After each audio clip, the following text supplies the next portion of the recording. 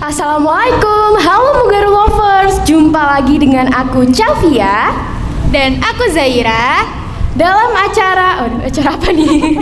Acara pagi. Menyambut pagi di Mugaru ya. Jadi di Mugaru ini emang ada kebiasaan kalau pagi-pagi gini tuh pasti ada siaran-siaran seperti ini. Oke, jadi temanya hari ini aku pengen membawakan tema sebenarnya lebih ke nanya-nanya ke Zaira, interview ke Zaira, gimana sih rasanya menjadi anak tunggal? Karena aku ini anak tunggal gagal, guys. Jadi aku tuh jadi anak tunggal selama 7 tahun, kemudian harapanku dihancurkan dengan tiba-tiba dikaruniai dengan adekku. Walaupun jadi kamu tuh awalnya tuh pengen jadi anak tunggal gitu? Enggak, awalnya aku pengen punya adik, tapi sekarang tiba-tiba aku tuh jadi kok gini ya, gitu. Jadi harapan tidak sesuai kenyataan gitu. Oke, kalau gitu langsung aja masuk ke temanya. Gimana nih Zaira rasanya menjadi anak tunggal gitu? Oke, jadi ini langsung masuk ya. Gimana sih rasanya jadi anak tunggal? Kalau ditanya gimana rasanya jadi anak tunggal itu kan pasti ada nggak enaknya, ada enaknya. Kalau nggak enaknya tuh kayak kita tuh benar-benar kayak kesepian, nggak ada teman main gitu kan. Kalau misalkan kalau aku dengerin ceritanya kayak teman-temanku gitu kayak Azra, Ataya gitu kan, mereka kan punya adik gitu kan. Terus kayak ceritanya tuh kayak, ya iya loh Zara, adikku lucu banget. Ataya kan adiknya masih kecil kan. Terus kayak dia tuh sering banget gitu ngirimin foto-foto adiknya gitu kan. Terus dia tuh bilang, ya Zara, adikku lucu banget, lihat tentang Kyowo, dia bilang gitu. Terus kalau Azra tuh kalau cerita kan adiknya kan udah kelas 7 kan di sini. Namanya Ataya juga. Namanya Ataya juga. Jadi Azra tuh ceritanya tuh kalau misalnya punya adik itu gak enak karena adik itu ngeselin gitu. Tapi kalau menurutku ya, kalau aku punya adik itu kayaknya bakal seru gak sih? Iya. Kayak, aku punya teman main gitu kan, punya sesuatu yang bisa dijailin gitu. Tapi gak gitu juga nih. Apa nih? Ini pengalamanku mempunyai adik cowok apalagi ya. Itu ngeselin banget, apalagi ini lagi masa-masa perkembangannya gitu ya. Jadi dia tuh kayak tantrum lah, inilah gitu. Jadi kamu tahu, aku kan kemarin habis beli lip balm ya. Jadi tiba-tiba lip balmku tuh diambil, terus kayak dikeatasin gitu loh, tahu kan yang bisa diputer-puter ke atas gitu. Terus tiba-tiba itu kayak dicek. Padahal itu kayak aku tuh baru beli sekitar 1 minggu, terus tiba-tiba langsung oh my god. Jadi akhirnya aku harus berpikir gimana nih caranya ini biar gak beli lagi gitu. Dan tapi sebenarnya jujur emang seru banget, soalnya punya teman main, punya orang yang bisa dimarahin, punya orang yang bisa disalahin kalau kita lagi berbuat salah gitu. Tapi jangan dicontoh ya guys, soalnya itu hal yang salah banget gitu. Dan oke. Sisi negatifnya ya. Kalau sisi positifnya jadi anak tunggal itu apa, Zai? Gimana ya, aku tuh mau ngomong tapi takut salah nih. Jadi kalau menurutku sendiri itu kalau anak tunggal itu, kalau dari aku ya, orang tua aku tuh kayak, aku tuh ngerasa kalau kasih sayangnya tuh nggak dibagi. Jadi kayak semuanya tuh ke aku gitu. Itu kalau menurutku ya, tapi kan beda lagi kalau misalnya tiap orang, kayak misalnya ada anak tunggal yang lain gitu, mungkin perasaannya tuh berbeda kayak aku. Tapi kalau aku sendiri tuh kayak rasanya tuh ada senengnya, karena kayak rasa sayangnya orang tuaku tuh nggak dibagi buat ke saudara-saudaraku yang lain gitu. Maksudnya kayak adik-adikku kan aku nggak punya kayak gitu. Oke, jadi menurutmu rasa sayangnya tuh nggak dibagi gitu ya? Jadi tapi aku tadi tuh lagi baca, sebelum kamu baru itu aku baca-baca artikel kalau misalnya rasa kasih sayang dari anak tunggal itu kan nggak dibagi-bagi. Nah nanti itu kayak menimbulkan sifat yang apa ya, manja dan dependent kepada orang lain gitu. Dependent, jadi dependent itu kayak bergantung kepada orang lain karena sering dilindungi terus dikasih sayangnya itu beneran banyak. Jadi itu kayak kamu itu pengennya sama orang lain, ngikutin orang lain. Itu tuh bener nggak sih sebenarnya kalimatnya gitu? Oke, jadi kalau menurutku kan, kalau katamu kan kalau misalkan anak tunggal itu kan manja karena kan kasih sayangnya nggak dibagi sama sekali. Tapi kalau untuk aku sendiri itu enggak. Tapi ada beberapa saat yang waktunya aku tuh manja ke orang tua aku. Kalau misalkan kayak habis pulang sekolah terus capek, itu kan mesti kayak mau manja-manja gitu kan. Terus kayak, tapi kalau misalnya bergantung pada orang lain tuh enggak. Kalau aku tuh enggak. Jadi kayak misalkan kayak habis makan gitu, terus piringnya nggak dicuci gitu, aku enggak. Jadi kayak piringnya tuh langsung dicuci gitu, karena nggak boleh. Pokoknya piringnya tuh harus bersih gitu. Kalau misalnya udah selesai makan ya udah langsung dicuci, nggak boleh ditaruh, nggak boleh dibiarin kayak gitu. Pokoknya ada saat aku manja sama orang tua aku itu ada. Oke. Jadi Zaira ini tipe-tipe orang yang mandiri gitu ya. Oke, kalau gitu habis ini tuh pertanyaan selanjutnya yang pengen aku tanyain itu, kamu kan itu anak tunggal yang dimana waktu kecil kamu itu nggak punya teman main gitu kan. Nah, katanya kamu itu kan sering main sama sepupu. Nah, terus sekarang itu masih sering main nggak sih? Kan kamu sebagai anak tunggal yang maksudnya dalam lingkungan keluarganya nggak punya adik, nggak punya kakak gitu, masih sering main nggak? Kan dulu kamu itu mainnya sama sepupu, kalau sekarang itu mainnya gimana? Nah, karena sekarang itu sepupuku udah pada besar-besar semua, ada yang mondok, ada yang udah kuliah, ada yang masih SD gitu kan. Dan itu tuh nggak deket gitu loh, jauh gitu. Ada yang di Kediri, ada yang di Jakarta, pokoknya jauh gitu. Dan pasti kan kayak kalau misalnya ketemu kan paling nggak sampai seminggu gitu loh. Mereka kan harus sekolah lagi, terus harus kuliah lagi kayak gitu. Jadi sekarang tuh udah jarang banget aku main sama sepupuku. Dan sekarang aku tuh lebih sering main sama temen, kayak ke mall bareng sama temen, terus makan-makan kayak gitu. Dan itu untuk izinnya itu ya Caf, itu tuh harus kayak jauh-jauh hari gitu, nggak boleh H-2, H-3, itu tuh nggak boleh. Jadi kayak harus H-1 gitu tuh harus kayak bilang, Bun, aku mau pergi sama Azra sama Ataya gitu ya misalnya. Kemana? Ke Royal gitu. Oh, sama siapa aja? Ya sama Azra sama Ataya. Pulangnya jam berapa? Ya nggak tahu. Pokoknya jangan sampai malam loh ya. Pokoknya tuh kayak harus izinnya tuh dari jauh-jauh hari gitu loh. Jadi agak susah gitu. Jadi menurutmu support sistemmu yang sekarang itu yang mendengarkan ke cerita-ceritamu itu temenmu gitu ya? Iya, sama orang tua. Oh, sama orang tua. Jadi kamu kalau misalnya lagi kesepian, lagi pengen cerita, kayak lagi punya banyak masalah gitu, pasti ceritanya ke teman-teman sama orang tua? Kalau kalau misalkan kalau masalahnya itu nggak harus maksudnya gimana? Mesti kayak terlalu privacy gitu loh untuk diceritain ke temen, itu mesti nggak tak ceritain. Kayak gak tak ceritain ke orang tua aku doang kayak gitu. Oh, oke. Jadi support sistemnya Zaira ini orang tuanya gitu guys. Nah, menurut Menizai, kan sekarang itu lagi marak-maraknya pacaran ya kan? Nah, katanya itu banyak orang yang pacaran itu karena pengen mendapatkan support system gitu. Oh iya, jadi tuh banyak banget di media sosial sekarang itu kan banyak banget orang yang pacaran kan. Dan salah satunya itu alasannya karena dia tuh pengen dapat support system dari orang lain, karena katanya mereka nggak mendapatkan kasih sayang dari orang tua atau teman-temannya. Menurutmu itu tuh gimana, Zai? Kalau menurutku ya sebenarnya tuh kalau pacaran kan tuh nggak boleh kan. Jadi mending itu tuh cari temen yang maksudnya kayak emang nggak bermuka dua, nggak suka ngomongin di belakang kayak gitu, pokoknya baik gitu sama kita, yang bisa dijadiin support system. Kalau misalkan emang orangnya ini tuh nggak dapat support system dari orang tuanya, jadi kan bisa cari di temen. Kalau nggak ada di temen berarti cari lagi, misalnya kayak di saudara atau di siapapun itu. Pokoknya jangan sampai pacaran tuh kan nggak boleh soalnya, Cap. Berarti kamu itu menolak ideologi pacaran kan ya? Iya, karena nggak boleh. Oke, kalau gitu gimana caranya biar kita itu bisa dapat temen yang baik gitu? Maksudnya temen yang bisa jadi support system, yang nggak ngomongin di belakang, yang nggak bermuka dua gitu tuh gimana caranya? Caranya ya gimana ya? Sebenarnya aku tuh juga agak bingung ya kalau misalkan dinanya caranya biar dapet temen yang nggak bermuka dua kayak gitu. Soalnya kan gimana ya? Aku juga agak bingung ini jelasinnya. Kalau aku sendiri ya, alhamdulillah temanku tuh baik, kayak Ataya, kayak gitu tuh baik. Mereka, Ataya sama Azra gitu tuh mereka tuh nggak suka ngomongin di belakang gitu. Kalaupun ya mereka tuh ada yang nggak disukai sama aku, mereka tuh langsung ngomong, Zai kamu jangan kayak gini dong, kita nggak suka gitu. Oh ya udah gitu. Jadi kayak kita tuh belak-belakan gitu loh orangnya. Tapi aku tuh nggak tahu gimana jelasin caranya biar dapet teman yang baik itu, nggak tahu gimana. Kayak susah gitu jelasinnya. Tapi tahu caranya, tapi nggak bisa jelasin gitu. Paham nggak? Oke, paham. Jadi ini sebenarnya tergantung lingkungannya juga ya.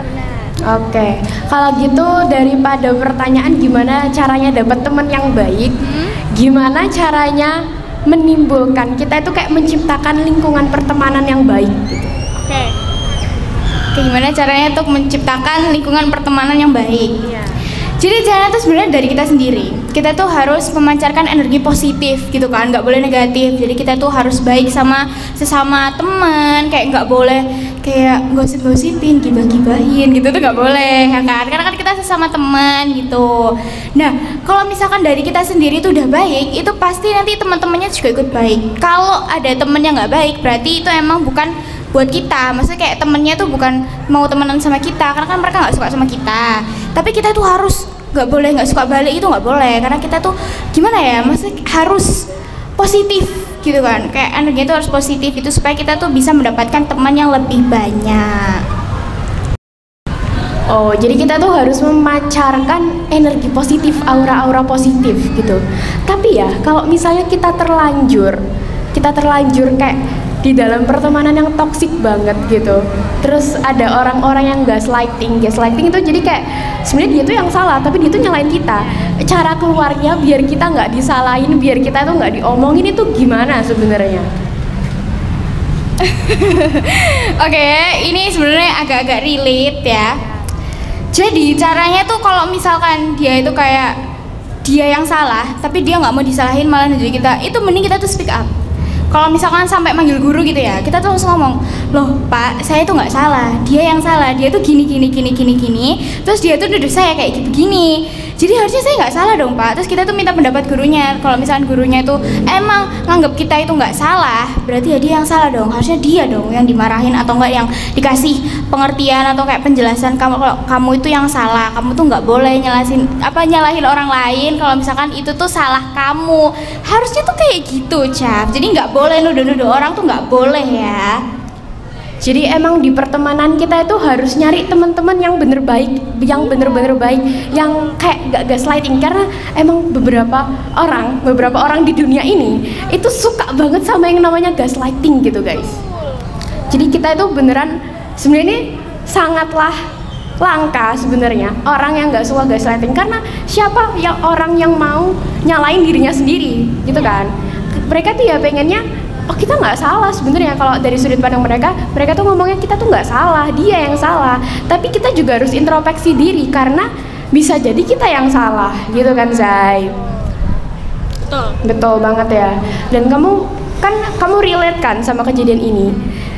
Kamu itu pernah nggak sih kayak jadi orang depresi yang waduh kok teman-temanku gini semua sih gitu. Kamu pernah nggak sih jadi kayak gitu? Oke, sebenarnya itu pernah, tapi cuma bentaran doang, kayak nggak sampai bertahun-tahun gitu, enggak, cuma bentaran doang. Kayak ya baru kayak kerasa kayak kok temanku tuh kayak gini ya, kok aku tuh dituduh kayak gini, padahal aku loh nggak salah, kenapa kok aku dijauhin, emang aku salah apa? Dan di situ tuh ya, waktu aku ngerasa kayak gitu, aku tuh tiap malam tuh mikir aku tuh salah apa kok bisa sampai dijauhin kayak gitu kan. Tapi karena orang tua aku tuh bilang kan, terutama bundaku tuh bilang kayak udahlah Kak, nggak usah dipikirin gitu loh. Kalau misalkan emang kamu tuh nggak salah ya udah biarin aja, berarti dia tuh emang nggak suka sama kamu, berarti dia tuh iri sama kamu. Karena kan dulu kan ya masalahnya tuh kayak Zaira lo dipanggil terus sama Pak Nur, kok aku enggak sih, dia pasti kan dia gitu kan. Terus kayak menurut aku bilang udah wis biarin aja, dia tuh lo iri sama kamu Kak, udah biarin aja, nggak usah dipikirin. Ya kayak gitu, pokoknya nggak tak pikirin. Terus akhirnya aku ketemu sama teman baik gitu yang tidak bermuka dua. Jadi caranya biar kita terhindar dari teman-teman buruk itu pokoknya harus ya udah biarin aja, kayak biarin dia jadi radio rusak gitu. Betul ya? Oke, karena kamu kan yang nenangin itu kayak yang membawa kamu ke masa kejayaan kamu sekarang itu orang tua gitu ya. Kamu itu sebagai anak tunggal pertama, maksudnya anak tunggal perempuan, itu pernah dibebani beban yang bukan beban sih, kayak lebih harapan orang tua yang besar gitu gak? Terus caramu itu kalau pernah itu gimana? Caramu menanganinya gitu. Oh, cara menanganinya gitu. sebenarnya kalau untuk harapan orang tua itu kan mesti kan besar kan kepada anaknya, nggak semua anak tunggal ya kan. Misalkan kayak kamu itu kan pasti kan ada kan harapan orang tua untuk misalkan masuk SMA ini, itu kan pasti ada kan, Cap. Kalau untuk aku sendiri itu tuh ada, karena kan aku kan emang pengen masuk ke SMA negeri. Jadi kayak orang tua aku tuh bilang, kamu ya mulai sekarang itu belajarnya tuh harus lebih giat lagi, katanya mau masuk SMA negeri. Jadi kan kalau misalkan pakai yang apa akademik, ya pakai nilai kan, itu kan pakai akademik, itu akademiknya tuh harus tinggi gitu, nggak boleh rendah gitu. Jadi belajarnya terus ditingkatin terus, ya paling cuman itu doang gitu loh, Cap. Dan terus cara menanganinya itu juga kita iya gampang banget, kayak cuma ya wes ayo aku loh mau belajar, aku tuh harus semangat karena kan aku pengen masuk SMA yang aku pengenin kayak gitu. Oke, kalau gitu SMA yang kamu pengenin SMA apa nih? Spill biar terus cara belajarnya biar nilainya meningkat gitu gimana? Kalau untuk SMA nggak tahu ya, aku tuh masih nggak tahu. Pokoknya aku tuh pengen nyoba dulu di negeri. Pengen nyoba dulu di negeri. Di suasana. Bener, karena aku kan dari SD kan swasta terus, jadi aku tuh pengen SMA-nya tuh negeri. Terus cara belajarnya tuh sebenarnya ya biasa-biasa aja, kayak kalau misalnya ada PR tuh dikerjain, terus kalau misalkan nggak ada PR tuh ya mungkin buku-bukunya tuh dibaca, atau enggak matematika, kalau misalnya hafalan-hafalan gitu, hitung-hitungan itu harus dibaca terus supaya kan nggak lupa, kayak gitu sih. Cuman gitu doang. Kalau kamu gimana, Cap, caranya? Kalau aku belajarnya ini malah kegampangan banget ini ya. Ya seperti Zaira, kalau PR-nya itu dikerjain, ya udah ayo kerjain. Tapi sebenarnya kalau misalnya masih ada jeda di antara 2 hari, jadi misalnya PR-nya dikasih PR-nya di Senin, tapi ngumpulin hari Rebo. Aku biasanya ngerjainnya hari Selasa. Iya benar, sama. Soalnya kayak waktu pertama hari Senin itu bener-bener harus punya semangat yang tinggi gara-gara kan habis Minggu, terus Senin itu liburannya kan lumayan panjang. Jadi kayak harus membangun semangat, ayo cepet, ayo Tala. Terus pokoknya bisanya itu kalau Senin itu pokoknya ngerjainnya Selasa kalau gitu, tapi seharusnya itu ya Senin ngerjainnya Senin gitu. Cuman karena emang semangatnya belum kekumpul, jadi biasanya aku ngerjainnya hari Selasa begitu. Tapi Zai, bentar nih Zai, di negeri gitu kan terkenal dengan sebenarnya SMA yang bagus ya, biasanya tuh nilai-nilai kalau di peringkat-peringkat sekolah gitu, negeri tuh biasanya lebih tinggi daripada swasta, tapi ada juga swasta yang lebih tinggi daripada negeri. Tapi terkenalnya juga salah satunya adalah karena lingkungannya yang terlalu bebas. Oh iya, benar. Kalau misalnya kamu masuk ke negeri yang lingkungannya itu kayak bebas banget, yang lumayan kotor gitu, kamu bakal gimana? Balik lagi ke diri kita sendiri ya, Cap ya. Kalau lingkungan itu kan kita harus bisa menyesuaikan, ya kan? Kita harus bisa beradaptasi. Kalau misalkan lingkungannya tuh bebas, terlalu bebas gitu ya, misalkan kayak pacaran di sana di sini, kemana-mana itu isinya pacaran, atau bucin, semuanya gitu. Kita tuh harus bisa ngontrol diri kita sendiri. Jadi kita tuh harus bisa kayak menjauhi keburukan gitu, kayak mendekatkan diri itu kepada kebaikan kayak gitu. Jadi kayak kalau bisa ya harus bisa ya, ini harus bisa. Karena kan kalau misalnya lingkungan kotor terus kita udah masuk ke sana, itu kan pasti bakal susah kan buat keluarnya, untuk membersihkan itu kan pasti bakal susah. Jadi balik ke diri kita sendiri, jadi kita tuh harus bisa mengontrol diri kita, bisa milih teman. Sebenarnya ya untuk memilih teman itu dari diri kita sendiri. Ya ada diri kita sendiri gitu. Kita tuh harus bisa memilih teman yang memang baik buat kita gitu. Kalau misalkan ada yang bilang milih-milih teman itu nggak baik gitu loh, emang milih-milih teman itu emang nggak baik. Tapi kalau misalkan lingkungan pertemanannya itu kebanyakan isinya tuh toksik semua, lah kita kan mau nggak mau harus milih kan. Masa kita mau temenan sama teman yang toksik banget, itu kan nggak mungkin. Jadi kita tuh harus bisa memilih teman yang baik dan yang buruk. Jadi kita tuh harus bisa deketin diri kita tuh ke teman yang baik, kayak kamu gitu kan, teman yang baik gitu kan. Wah begitu, aku menjadi salting nih karena dipuji Zaira gitu ya. Oke, jadi pokoknya kesimpulannya dari Zaira itu, kita itu harus milih temen, tapi bukan milih temen. Jadi milih temennya itu bukan milih-milih temen kayak aku nggak suka sama kamu gini, ya aku nggak mau, bukan gitu. Tapi pokoknya yang baik itu yang harus kita deketin. Tapi kalau yang kayak punya dari auranya terus reputasinya toksik, ya udah kita jauhin gitu ya Zai. Betul sekali. Oke, kenapa? Udah. Jam berapa nih sekarang? Oke, jadi kan sekarang udah jam 6.53. Oke, berarti bentar lagi Berarti sebentar lagi apel. Nah sebelum kita akhiri, aku tuh pengen nanya sama Cavia, kan dari tadi Cavia terus kan guys yang nanya-nanya. Masa aku nggak dibeli nanya? Oke, aku mau nanya nih. Kamu dari tadi kan membahas tentang anak tunggal. Dan kamu itu kan anak tunggal cuma berapa tahun, Cav? Aku itu anak tunggal selama 7 tahun gitu, Zai. 7 tahun toh? Iya, 7 tahun. Oke. Sekarang Tapi sebenarnya aku juga yang minta adik, tapi aku juga nyesel. Tapi ya udah gimana, udah jadi gitu kan, ya udah. gitu. Terus aku tuh penasaran banget, selama kamu jadi anak tunggal selama 7 tahun apa berapa? 7 tahun. 7 tahun. Itu kamu tuh ngapain aja sih? Pasti kan kayak kesepian, gak ada teman main. Biasanya kan umur 5 tahun gitu kan sukanya main ya kan. Itu gimana cara kayak ceritain dong selama kamu menjadi anak tunggal tuh gimana? Oke, jadi aku itu semenjak pokoknya aku tuh punya teman masa kecil dari TK gitu. Jadi aku kalau misalnya lagi di rumah ya main-main sama mereka gitu. Tapi semenjak SD kelas 1 aku itu kayak tiba-tiba mikir. Bukan mikir sih, lebih ke gimana ya? Kayak tiba-tiba spontan aja, aku nggak mau sama mereka gitu. Jadi tiba-tiba aku tuh mengurung diri di rumah. Jadi kalau cerita ya sama ibu sama ayahku gitu. Kalau temenan ya temenan di sekolah aja. Jadi aku tuh sekarang kayak jarang banget main di rumah. Jadi kayak aku di rumah tuh ya temanku cuma adikku gitu doang. Gitu. Oke, Tante gitu. Dan sekarang sudah jam berapa, Cav? Sekarang udah jam 6.54. Berarti habis ini apel. Kalau gitu kita akan mengakhiri siaran pagi hari ini. Akhirnya aku Zaira dan aku Cavia mengucapkan terima kasih dan sampai jumpa. Wassalamualaikum warahmatullahi wabarakatuh. Bye.